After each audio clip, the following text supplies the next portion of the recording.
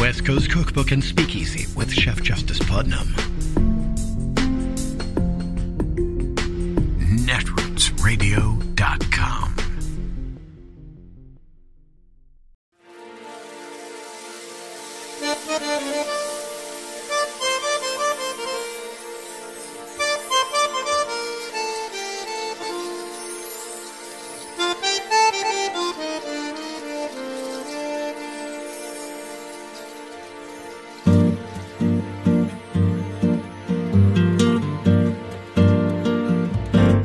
Je voudrais du soleil vert, des dentelles et des théières, des photos de bord de mer, dans mon jardin d'hiver. Je voudrais de la lumière, comme en Nouvelle-Angleterre. Je veux changer d'atmosphère, dans mon jardin d'hiver. À fleurs sous la pluie de novembre, tes mains qui courent, je n'en peux plus de t'attendre. Les années passent, qu'il est loin, là je tombe. Nul ne peut nous entendre. Je voudrais du Fred Astaire, revoir un latte. Donald Trump is spending the day attacking the FBI director who he appointed, Christopher Wray, because Christopher Wray testified earlier in the week that at the Butler, Pennsylvania incident, it's not clear if Donald Trump was struck by a bullet or if he was struck by some sort of glass or shrapnel or some other fragments, because it doesn't really make a lot of sense that an AR-15 bullet that would hit an ear would require no stitches and just leave kind of a very minor superficial injury. Now, first I'll show you what the FBI director testified to yesterday. Then let me show you Donald Trump's post attacking FBI Director Christopher Wray. And then I want to show you what Donald Trump is doing here, sending surrogates out rather than just releasing his own medical reports from the treating physicians, which would answer a very basic question. So just to remind you, this is what Christopher Wray testified to earlier this week. Let me show you this. Play the clip. I think with respect to former President Trump, there's some question about whether or not it's a bullet or shrapnel that hit his ear. So it's conceivable. Although, as I sit here right now, I don't know whether that bullet, in addition to causing the grazing, could have also landed somewhere else. But I believe we've accounted for all of the shots in the cartridges. So let us. Here's the post that Donald Trump made yesterday attacking Christopher Wray. Trump goes, FBI Director Christopher Wray told Congress yesterday that he wasn't sure if I was hit by shrapnel, glass, or a bullet. The FBI never even checked, ! But he was sure that crooked Joe Biden was physically and cognitively uneventful. Wrong. That's why he knows nothing about the terrorists and other criminals pouring into our country at record levels. His only focus is destroying J6th patriots, that's what Donald Trump says in this post, raiding Mar-a-Lago, and saving radical left lunatics like the ones now in D.C. burning American flags and spray painting over our great national monuments with zero retribution. No, it was unfortunately a bullet that hit my ear and hit it hard. There was no glass, there was no shrapnel. The hospital called it a bullet wound to the ear, and that is what it was. No wonder the one-storied FBI has lost the confidence of America. Just one interesting fact right here. More people right now by far are Google searching J.D. Vance couch than Donald Trump assassination. Donald Trump, if you want to just set the record straight, release the medical report from Butler Memorial Hospital from your treating physicians. I want to also be clear about this fact right here, which is that Christopher Wray, the FBI director, is a Republican. You, Donald Trump, appointed him. And here's what you said on June 7th, 2017, when you appointed this guy. You said, "I will be nominating Christopher A. Wray, a man of impeccable credentials, to be the new director of the FBI. Details to follow." And here's the thing about what you're doing. I mean, you released this report by an unlicensed physician, Ronnie Jackson, someone who has been disciplined before for his inappropriate behavior, which Dr. Ronnie Jackson denies, but there's a reason people call him the Candyman. He's engaged, it was alleged, in personal inappropriate behavior to his subordinates and people who he worked with when he was a licensed physician. And also, the Department of Defense issued the following report on January 8th, 2024. Evaluation of DoD internal controls related to patient eligibility and pharmaceutical management within the National Capital Region Executive Medicine Services, where, as Dr. Nick Mark says, damn, under the Trump White House, the medical unit was a pill mill. Thousands of Ambien and Provigil per month. Worse, for a clinic that doesn't typically do procedures with moderate sedation, they sure are ordering a prodigious amount of morphine, fentanyl patches, Versed, and ketamine, and they were handing that out in the White House like candy when Dr. Ronnie Jackson was in charge. So as Donald Trump was posting and ranting and raving and attacking the FBI director yesterday, then Ronnie Jackson spoke to the press, and he's like, "If it wasn't a bullet wound, I ask you, what was it? What was it?" Here, play this clip. If it wasn't a bullet wound, I ask you, what was it, right? Piece of glass? Where'd the glass come from? I've been told the teleprompters are completely intact. So what, just mysteriously a piece of glass just appeared out of nowhere? Look, just release the medical report, and then you can put this issue to rest. A lot of people are saying, look, if it's an AR-15 bullet, it's not just like a little prick. That's not like a little bee sting. And also, people are very concerned about Donald Trump's behavior profiting off of this. I mean, if you go on his social media platform, in between his posts attacking the FBI director, there are ads like this: bulletproof Trump whiskey glasses. And he's making money off that because those are ads on his page. But he's directly making money because he created a sneaker called the Assassination Edition High Tops. Fight, fight, fight. Trump is selling 5,000 Assassination Edition high top sneakers, and he's making money off of this incident. That is very alarming and concerning and grifty that's what he's doing right here. Trump also says the following: "The Biden-Harris administration did not properly protect me, and I was forced to take a bullet for democracy. It was my great honor to do so." So, I mean, Trump, you're using this to try to get attention to you, to try to draw attention to your failing campaign, or that more people are searching J.D. Vance's couch than your assassination. Think about it. More people are wondering if your vice presidential candidate had sex with a couch than people are searching your assassination, because people just think you're a liar and a whiner about everything. And look, bottom line is, it's a serious issue what took place. Why exaggerate it? Why use it the way you're using it? And here's what Donald Trump said at the speech this week. He goes, I was supposed to be nice because of the shooting, but I'm not going to be anymore. Here's what he said. Play the clip.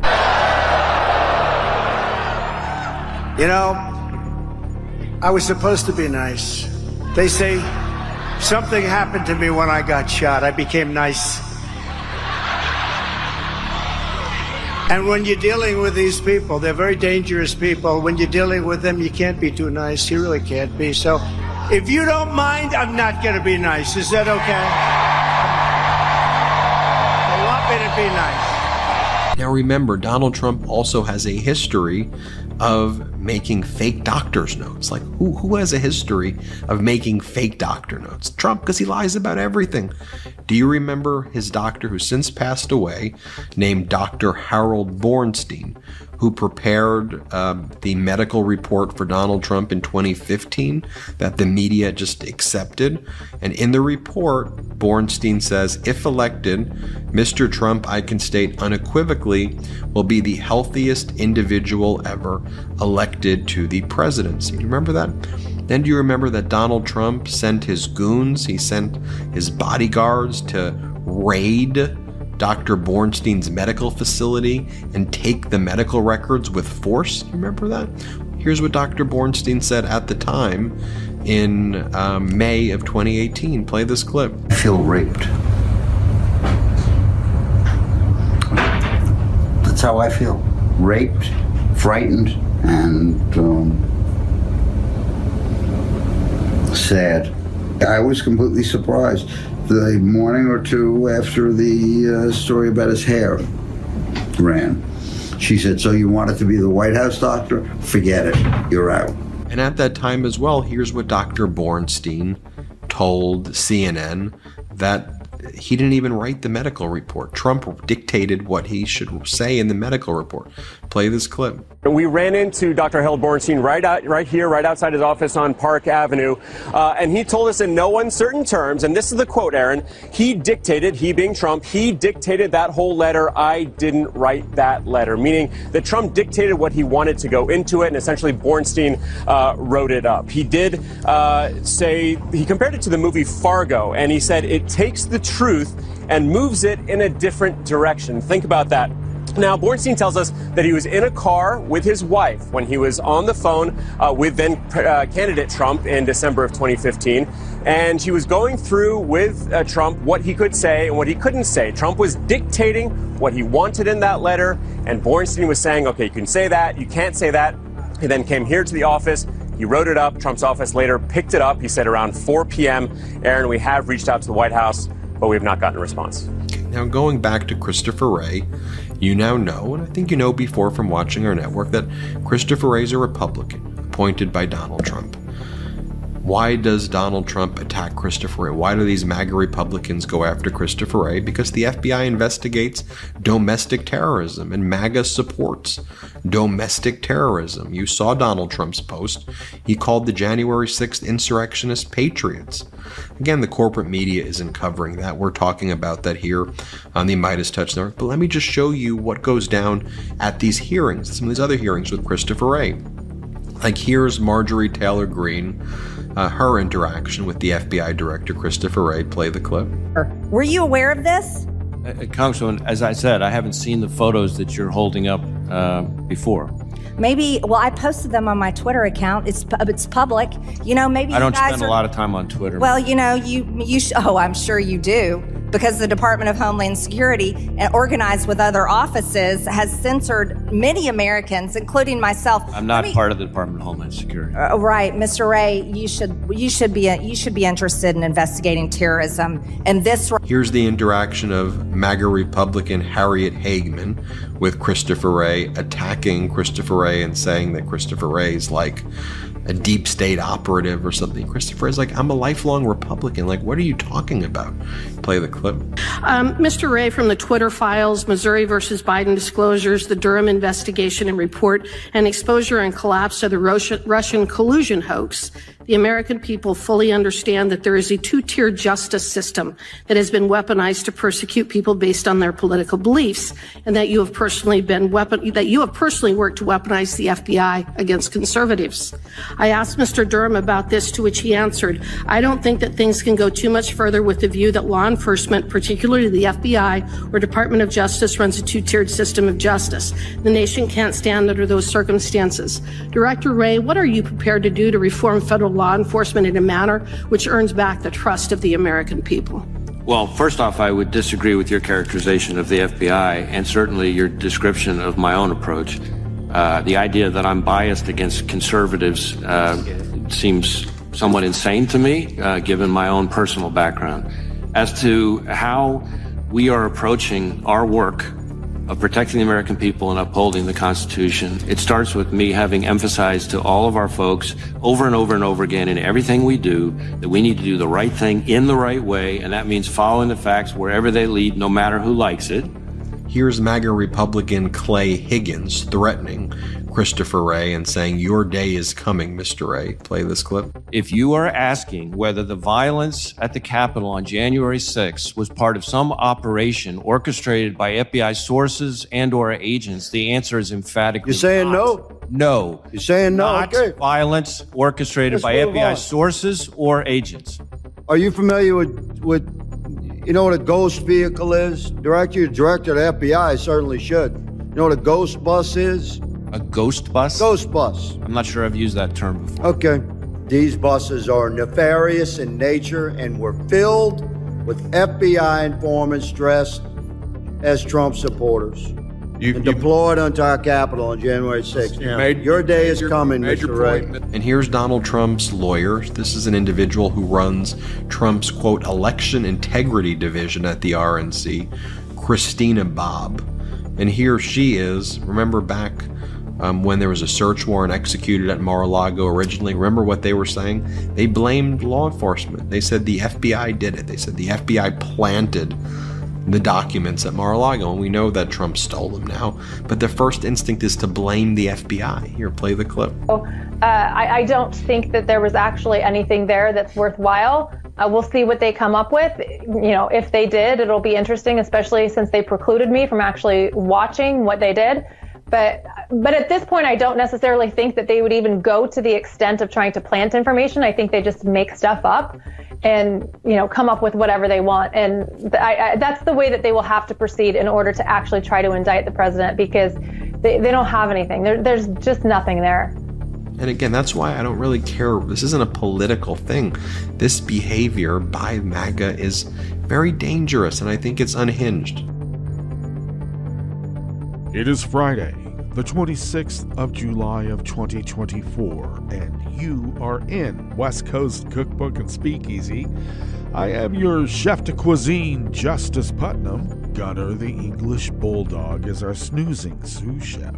Precious, our little Yorkie, is the door girl, but she's sleeping in, and we will be seating you directly for our especially special daily special Blue Moon Spirits Fridays, because we are all Nighthawks in the Diner of Life. Yes. Though we honor the most balanced cocktail in the history of cocktails, rest assured it's not just a liquid diet on Fridays. We do have sustenance, a repast of sustenance. Yes, what does that mean? Well, let me get some more coffee and we'll figure it out ourselves, won't we? Okay, well, as we head into the weekend, I feel enthused. I feel raring to go. And let's do it. But I also, as we all have been for quite a few years, know that this is the time when the Trump news always happens. So what's going to happen this time? I do like or appreciate, or I don't know, entertain. We'll see. I am quite entertained by the Trump insistence on not having anything official about his the attempt on his life. So I think that's very telling, because the guy got hit by something, glass, shrapnel. It wasn't the bullet. Please, it hit me hard. Yeah, you're a wimp. Jeez, of course it hit you hard. Never been hit. You don't know. Jeez. And trust me, an AR-15 bullet whizzing by that close, it's just, we've all at one point, and if you haven't, you will, seen the slow motion velocity in the air that's pushed aside and what it does when it nicks you. Good God.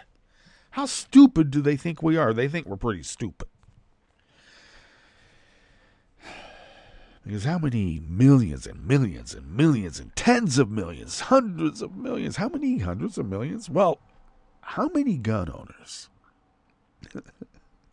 have to put aside their own, shall we say, experience with the use of the weapon to believe that he got nicked by an AR-15 bullet? It is, like I said, how stupid do they think we are? And what's weird is that the New York Times has now put it upon themselves to do a Zapruder for Trump. Oh, yes. Let's go to the grassy knoll. I guess they're going to go to the grassy knoll and they're going to show what really happened. Okay. All right. Other big news, apparently, that other people just didn't know. And I'm like, how could you not? It's a big deal that the guy who's pushing out this Project 2025, they've finally discovered that he's Opus Dei. I'm like, finally? Give me a break. This guy's not an unknown... Wait a second. This guy is a known commodity within the Heritage Foundation and has been for quite some time.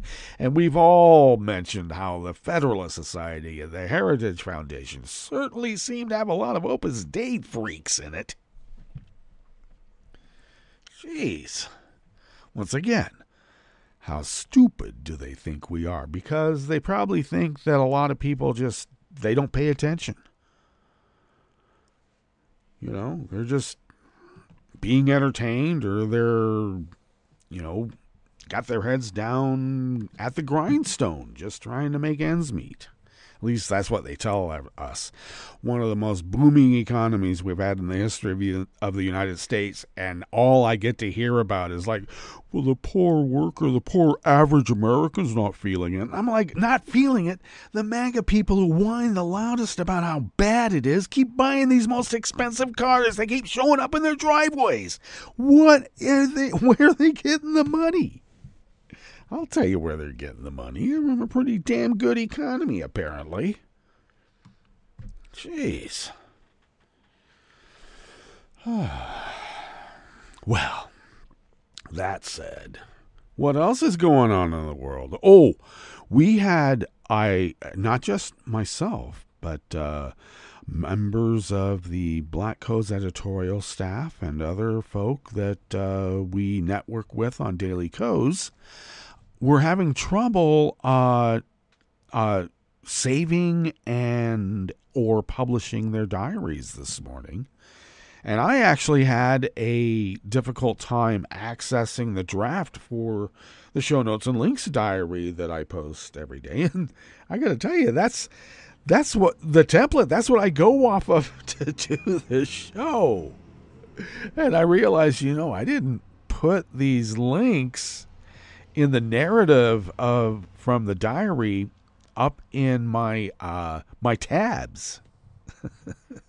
Jeez. Because I have a folder up in tabs where I save things.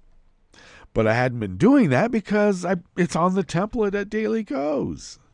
Yeah, so live and learn. But fortunately, at some point, I actually submitted a ticket at the help desk and sent an email. But I'm sure enough people who were, members of the editorial staff at Black Coast who were up much earlier than I get up, because I'm on the West Coast. And I'm already getting up early at 5 a.m. here. I know that's late back there, but hey, they were having extreme trouble saving. And so they said, well, I got it saved in a Word doc or WordPress, and we'll come back and do it later. So, but it had nothing to do with my submitting a ticket at the help desk, because only about maybe 5 minutes after I did that, I was then able to access the draft of today's show, show notes and links diary. So that's a little bit of inside news for you, for those of you who know that this whole endeavor at Networks Radio is because of Daily Coast. The alliances and friendships and, the gathering. And what happens there, it means something. We carry Daily Coast shows. So there. Okay.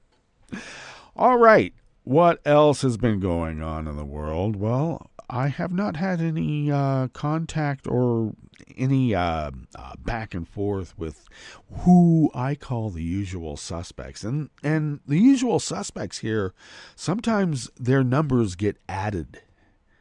You get a new usual suspect.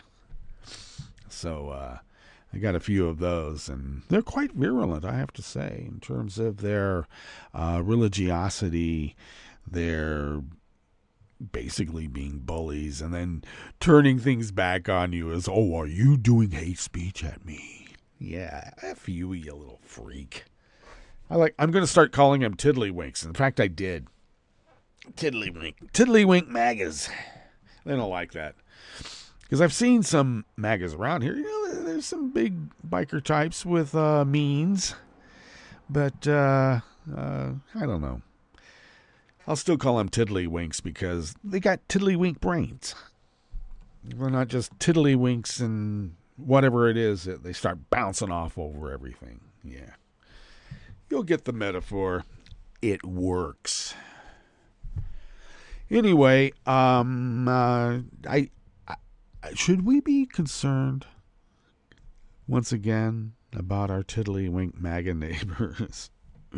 Because I've already had some of these usual suspects and new ones who have been added to the list, who are actively keeping a list or purport to. I always maintain that if someone's really keeping a list of you and, for future use and eradication, they don't tell you. So, yeah, the ones who tell you are just, I don't know, the wannabes. Like in True Lies. Yeah, the wannabe spy. You never tell people you're a spy. If you're really a spy, give me a break. You did it to try to get gals. Okay. I don't think it works in real life because that's why that was the movies. And it pushed every kind of cartoon, two-dimensional trope that you could come up with. And I have only one thing to say about that. I've watched it many times. So, I don't know. I guess it's because I like Jamie Lee Curtis's Scream. Maybe that's it. All right. What do we have in store for you since we were able to resurrect the draft of this diary that we use as a template to run our lives here at West Coast Cookbook and Speakeasy? Well, yes, I had to have another opening clip. I know it took up a bit of time, but that's what we've been doing lately, and you know why, because of, things that have been happening in terms of the demise of close family members like mom and dad.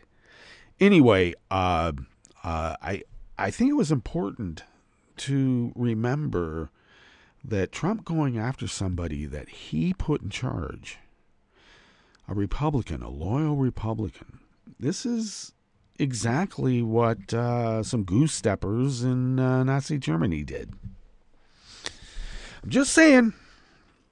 They're all, they got the same playbook, and they got the band back together, and they're doing what they're doing. Okay.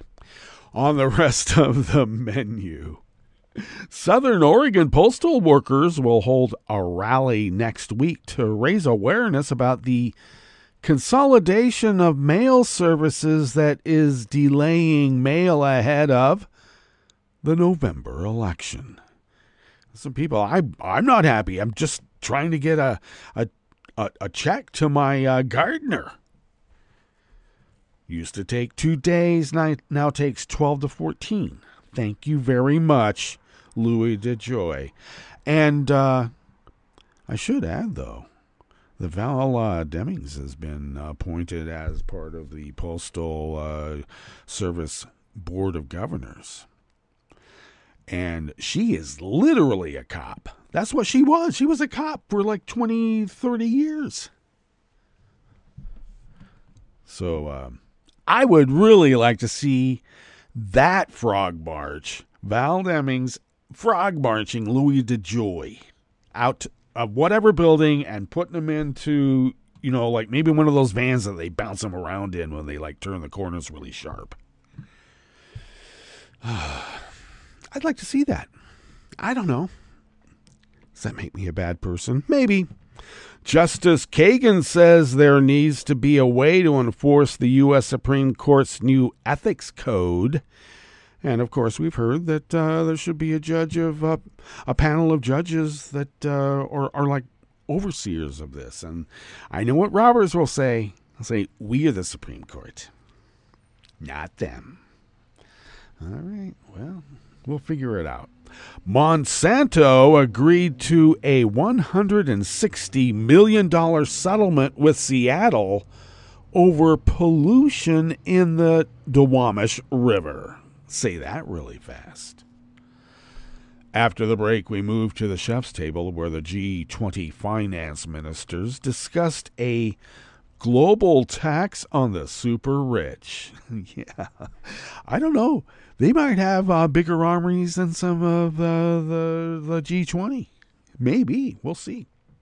And U.S. authorities indicted a North Korean military intelligence operative in a conspiracy to hack into American healthcare providers, NASA, U.S. military bases, and international entities. International entities? All that and more on West Coast Cookbook and Speakeasy. Bon appetit.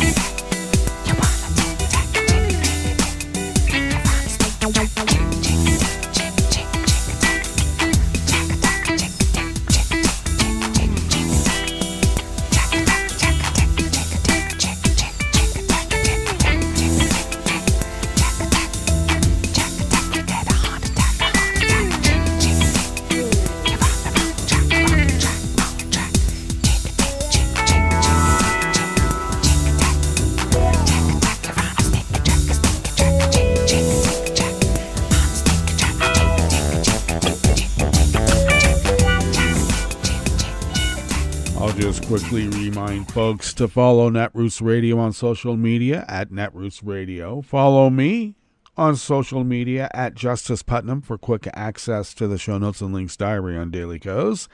And also, we always need help maintaining our standing as this powerhouse of resistance. So please, if you can, become a recurring Patreon by linking up at our Patreon link at our homepage at netrootsradio.com that I should tell you is under construction, so we'll have that finished real soon. Thank you, Tom.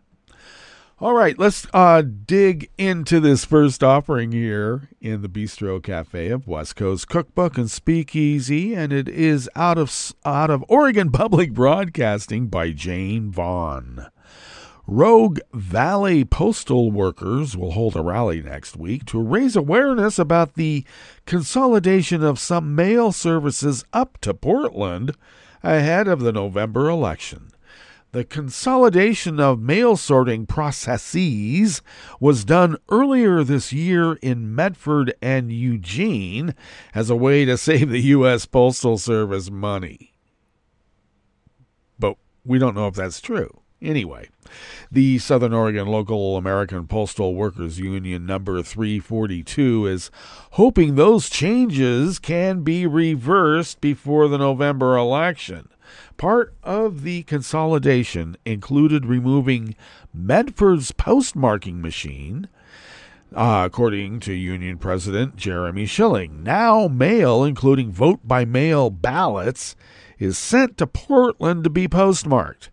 That's led to worries about ballots not being counted in time, although USPS has said the change will not affect mail services. Well, DeJoy said that. Schilling is optimistic that the consolidation process can be undone. Well, it should. Let me tell you what happens. It used to be that if you were mailing something here in Rogue River, they would sort that there at Rogue River, And truck would come by, and if things had to go to Grants Pass, it went to Grants Pass. If things had to go to Central Point, it went to Central Point. And then if it went up to Portland or whatnot, then, or Roseburg, I believe, and beyond, then it went to Medford and got trucked from there. Now, everything gets sent to Medford, and from there, it gets trucked all the way up to Portland, sits there until it gets sorted, and then makes its way back down I-5, and then is delivered to the main post office in each area. And some of them have many post offices, not just one.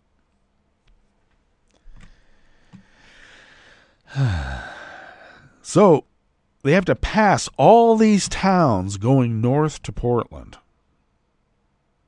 and then bring them all back down south about 10 to 12 days later. Thank you very much. The union's goal is to return the postmark machine and outgoing mail sorting to Medford. Silling said the machine has been disassembled and is in storage on site. That was an order by DeJoy to disassemble the postmarking machines. Look, this is not to save the United States Postal Service money. This is nothing more than a power grab by a MAGA embed to muck up the mail-in ballot system because they can. And now, I must say, Joe is in his way taking the gloves off.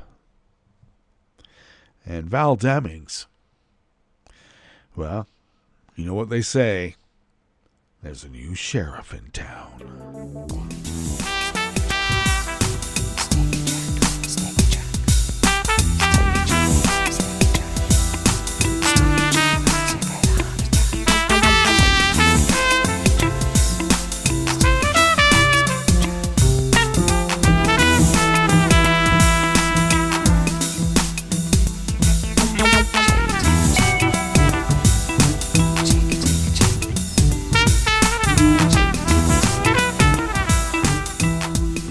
Sophie Austin at the Associated Press brings us this next offering here in the Bistro Cafe part of West Coast Cookbook and Speakeasy, Blue Moon Spirits Fridays. Justice Elena Kagan, yesterday, Thursday, became the first member of the U.S. Supreme Court to call publicly for beefing up its new ethics code by adding a way to enforce it. In her first public remarks since the nation's highest court wrapped up its term earlier this month, Kagan said she would not have signed on to the new rules if she didn't believe they were good. But having good rules is not enough, she said. The thing that can be criticized is, rules usually have enforcement mechanisms attached to them, and this set of rules does not, Kagan said, at an annual judicial conference held by the Ninth Circuit. More than 150 judges, attorneys, court personnel, and others attended. It would be difficult to figure out who should enforce the ethics code, though it should probably be other justices or other judges, the liberal justice said. Liberal justice? More like centrist. Adding that another difficult question is, what should happen if the rules are broken? What should? If? Kagan proposed that Chief Justice John Roberts could appoint a committee of respected judges to enforce the rules. Yeah, they're only respected until they don't judge the way MAGA wants them. Democrats, Sophie, I'm going to have to talk to your AP editors again. Anyway, including Joe Biden, have renewed talk of Supreme Court reforms, including possible term limits and an ethics code enforceable by law. Well, that's the last thing this court wants, is anything to do with the law. The court has been considering adopting an ethics code for several years, but the effort took on added urgency after ProPublica reported last year that Thomas did not disclose luxury trips he had accepted from a major Republican donor, and that also Alito had undisclosed trips to Alaska, and the Associated Press published stories on both liberal and conservative justices engaging in partisan activity because, look, you know, somebody giving a talk at a women's conference is just as bad as smoking cigars and gloating about how you've taken over all the judiciary while, like I said, smoking those cigars in the dictator garden of Harlan Crow.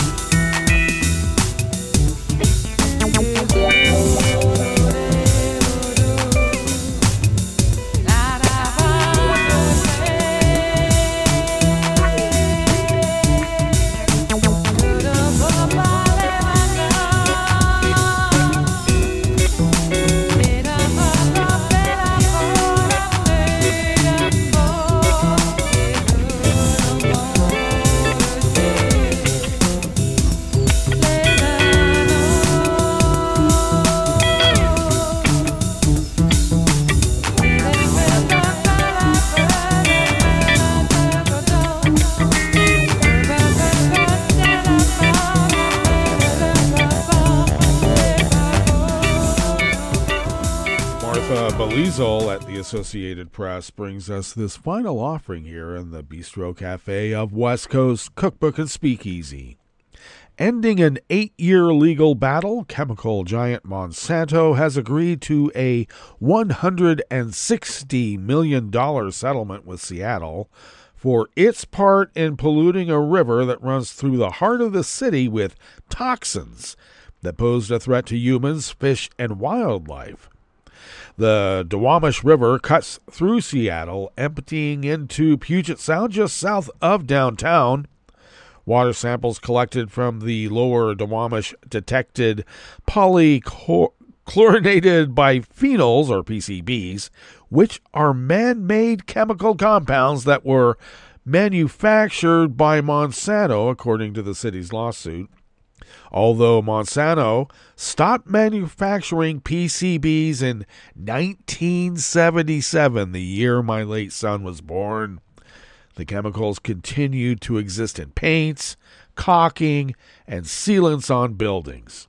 As a result, storm water flowing into the lower Duwamish River has been continually contaminated with PCBs. Seattle sued Monsanto in 2016, saying the company was well aware that PCBs were toxic to animals, fish, and the environment, but it continued to manufacture its products. And now, $160 million is apparently enough to make up for it. All right, let's get to our break, and when we get back from that break, we will go through weather from around the world, and we will finish up with the stories that we've curated for you today. You are listening to West Coast Cookbook and Speakeasy, and we will be right back. You are listening to netrootsradio.com. Please hang up and try again.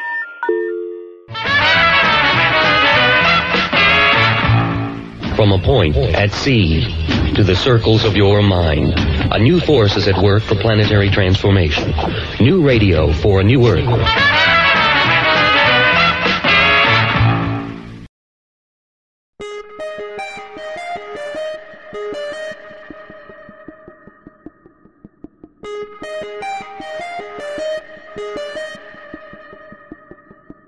Hi, I'm Tom Hartman, and since you're listening to netrootsradio.com, show your progressive side and go to the donate button on the bottom of the homepage. It's progressives like you who power Netroots Radio and keep the progressive message beaming everywhere 24 hours a day.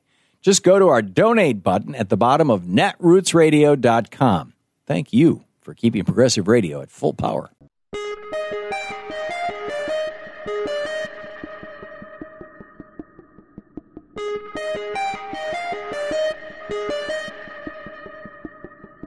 What did the Supreme Court decide in Trump versus the United States, the presidential immunity case? I'm Bill Newman, and this is the Civil Liberties Minute. The court ruled that the president enjoys absolute immunity from prosecution for any crime he commits in furtherance of a core constitutional power. For example, because the pardon power is specifically mentioned, a bribe for a pardon? No problem! There's more. In addition to bestowing absolute immunity for crimes committed in furtherance of a core constitutional power, the former president now has presumptive immunity for any and all crimes committed in furtherance of official acts. Now, the court did not say exactly what official acts are. There'll be more hearings in lower courts on that. But Donald Trump claims that almost everything he did in office was an official act, including the hush money payments to Stormy Daniels. It's a horrible decision. As the dissent says, it makes a mockery of the principle foundational to our Constitution and system of government that no man is above the law. Relying on little more than its own misguided wisdom about the need for, quote, bold and unhesitating action by the president, the court gives former President Trump all the immunity he asked for and more. The Constitution, as the dissent says, should not shield a former president from answering for criminal and treasonous acts, except that, well, now it does. The Civil Liberties Minute is made possible by the ACLU because freedom can't protect itself. You're listening to the American Democracy Minute, keeping your government by and for the people. If you want to vote this fall and you're not registered, it's time to get busy. 15 states require a citizen to register 30 days prior to an election, and a recent study showed 9% of Americans don't have ready access to the documents required. Here's what you need.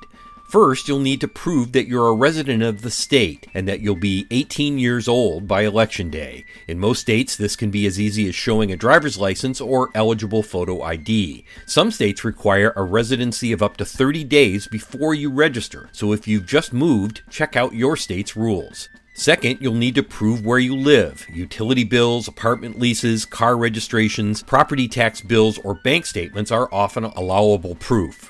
Students may need to show tuition statements or a student ID. Third, you'll need to prove that you're a citizen of the United States. Typically, that means showing a birth certificate, valid U.S. passport, or naturalization papers. The Brennan Center for Justice recently found that over 21 million Americans don't have ready access to proof of citizenship documents.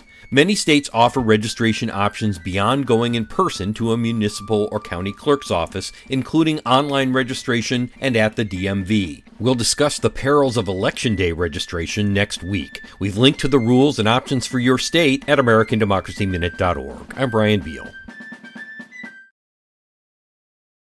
I'm Rick Smith, and this is Labor History in 2. On this day in labor history, the year was 1877. That was the day striking railroad workers in Chicago clashed with police in the Battle of the Halsted Street Viaduct. The Great Railroad Strike had reached the nation's railroad hub and began there 3 days earlier. Switchmen from the Michigan Central traveled to freight shops in yards across the city, calling workers out to strike. Soon, lumber shovers, butchers, and industrial workers joined the strike. By the time the battle began, police had already clashed with unarmed strikers twice. Historian Richard Schneveroff describes the scene leading up to the battle. The city was now preparing itself for a full-scale insurrection, even though violent confrontations were rooted in police attacks on non-violent crowds. Previous confrontations centered in the railroad yards. Now, striker actions spilled over into the neighborhood of Pilsen, where they live. Thousands gathered along Halsted Street between 12th and 16th Streets. The police arrived attempting to disperse the crowd. They chased the strikers south and, as Schneveroff describes, emptied their revolvers into the masses of humanity. The crowd pelted the police with stones in defense and chased them over the viaduct. As word spread of the pitched battle, stockyard workers from nearby Bridgeport walked off the job. They marched along Halsted Street with butcher knives in hand to support the strikers under attack. The crowd on Halsted swelled to more than 10,000 as workers continued to battle police. By evening, 30 workers had been shot dead. Hundreds more were seriously wounded. But the strike continued to spread more fiercely. Streetcar stockmen, stone cutters, gas workers, glass cutters, and others joined joined the strike. The city was shut down for another week until railroad bosses finally rescinded wage cuts. Like what you hear? Check out more at laborhistoryin2.com.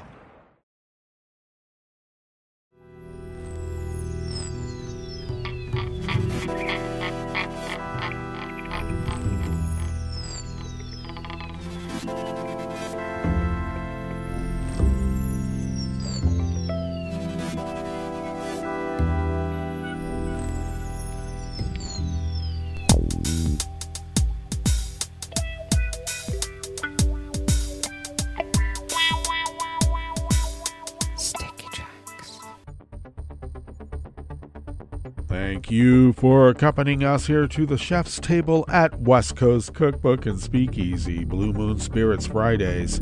We always begin, whether from around the world, along the banks of the Rogue River in the Rogue River Valley of southern Oregon on the west coast of the continental United States of America, where it is currently 58 degrees Fahrenheit, expecting temperatures nearly the same as yesterday, which was around 90 degrees, and plentiful sunshine expected throughout the day, with winds out of the northwest at 5 to 10 miles per hour, clear skies overnight with lows in the upper 50s, winds out of the northwest at 5 to 10 miles per hour, and then sunny tomorrow with highs around 90, 91, which those temperatures will hold true for the rest of the weekend and actually into next week.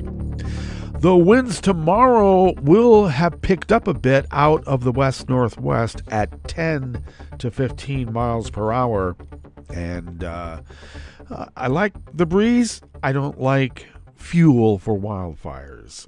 Anyway, grass pollen is rated moderate right outside the window, and that's not so good because I can feel it. The air quality index is also in the moderate range at 58 parts per million, and that daytime UV index is very high and is notched back up to level 9. Take care. Barometric pressure is falling at 30.01 inches. Visibility is up to 9 miles, and relative humidity is at 65%, and will be drying out a bit more during the day. Weather from around the world is brought to you by a crowd of crowdsourced weather stations that a crowd crowdsources from around the world, and that is the Weather Underground. It is. London is 72 degrees and mostly cloudy. Paris is 72 and cloudy with a thunderstorm advisory. Rome is 95 and sunny with their heat advisory, though it is a moderate heat advisory. Kabul is 82 and clear. Hong Kong is 88 and mostly cloudy.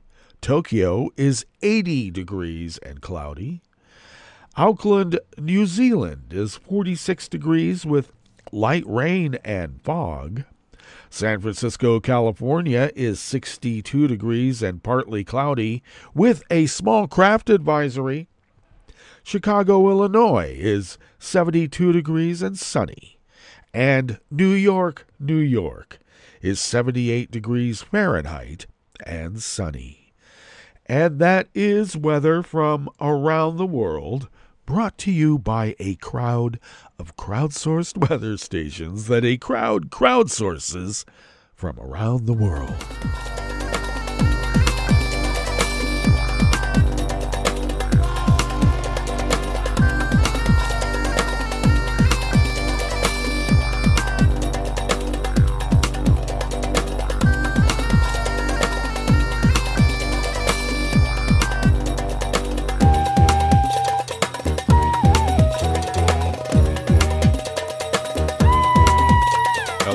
Hughes and Gabriela Cepeso at the World Desk of the Associated Press brings us this first amuse-bouche here at the Chef's Table at West Coast Cookbook and Speakeasy, Blue Moon Spirits Fridays, because we are all night hawks in the diner of life.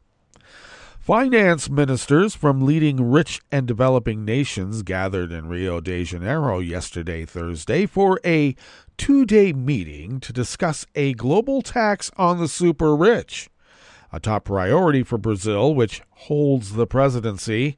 According to the proposal before the Group of 20, individuals with over $1 billion in total assets would be required to pay the equivalent of 2% of their wealth in income tax. Don't call it that. Brazil's finance minister, Fernando Haddad, told reporters that the final declaration will mention a proposal to tax the super rich, but he did not detail wording or whether it will specifically cite the 2% proposition. France, Spain, and South Africa, which will chair the G20 in 2025, had expressed support. An official from the Brazilian Ministry of Finance told journalists last week, but U.S. Treasury Secretary Yellen reiterated at a news conference yesterday, Thursday, that the U.S. does not support the initiative. What? An agreement on a global tax on billionaires is necessary to diminish the attractiveness of tax havens, said economist Bruno Carrazza, professor at the Dom Cabral Foundation, a business school. But Yellen said, although she emphasized the U.S. is strongly supportive of progressive taxation, tax policy is very difficult to coordinate globally, and we don't see a need or really think it's desirable to try to negotiate a global agreement on that. Well. Billionaires currently pay the equivalent of 0.3% of their wealth in taxes, according to a report from French economist Gabriel Zucman, commissioned by Brazil. The report said the 2% tax would raise $200 billion to $250 billion per year globally from about 3,000 individuals. Money that could fund public services such as education and health care, as well as fight against climate change. Well, the rich don't want that.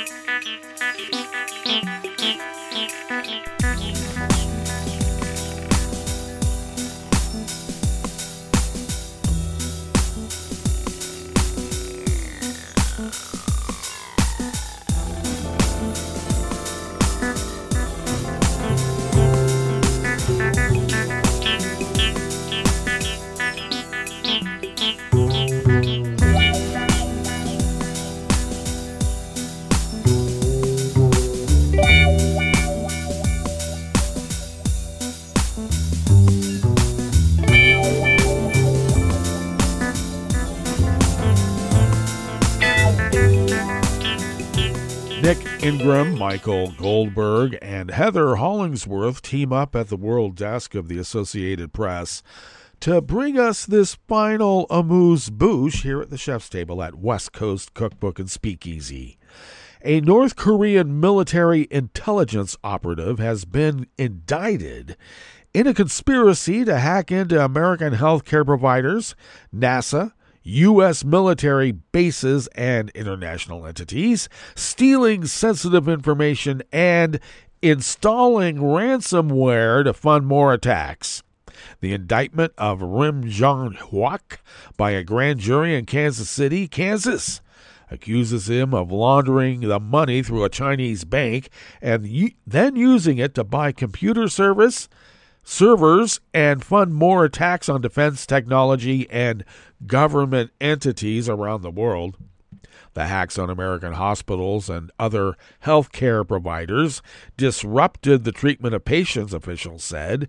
He's accused of targeting 17 entities across 11 U.S. states, including NASA and U.S. military bases, as well as defense and energy companies in China, Taiwan, and South Korea. For more than 3 months, Rim and other members of the Andreol unit of North Korea's Reconnaissance General Bureau had access to NASA's computer system, extracting over 17 gigabytes of unclassified data, the indictment says.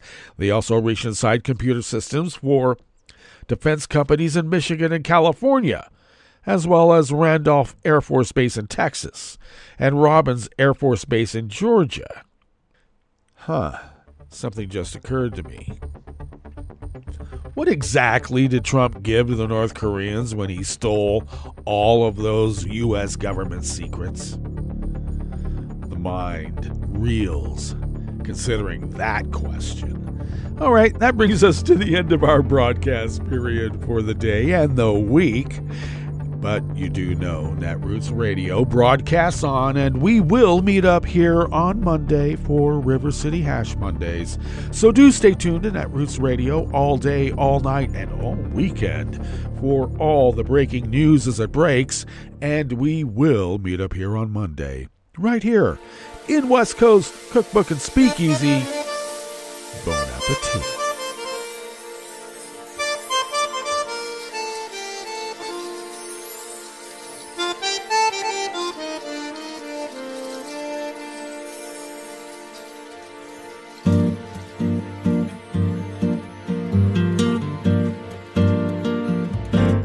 Je voudrais du soleil vert, des dentelles et des théières, des photos de bord de mer, dans mon jardin d'hiver. Je voudrais de la lumière, comme en Nouvelle-Angleterre. Je veux changer d'atmosphère, dans mon jardin d'hiver. Ma fleur sous la pluie de novembre, tes mains qui courent, je n'en peux plus de t'attendre. Les années passent, qu'il est loin, là je tombe. Nul ne peut nous entendre. Je voudrais du Fred Astaire, revoir un latte Goël. Je voudrais toujours te plaire dans mon jardin d'hiver.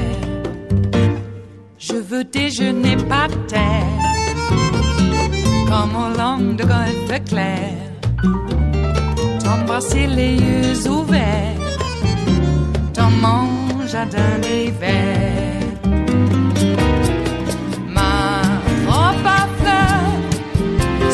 Pluie de novembre, tes mains qui courent, je n'en peux plus de t'attendre. Les années passent, il est loin, là je tombe. Nul ne peut nous entendre. Ba-da-da-dum-di-da-dum. Ba-da-da-dum-di-da-dum. Ba-da-da-dum-di-da-dum. Dans mon jardin d'hiver. Ba-da-da-dum-di-da-dum. Ba-da-da-dum-di-da-dum.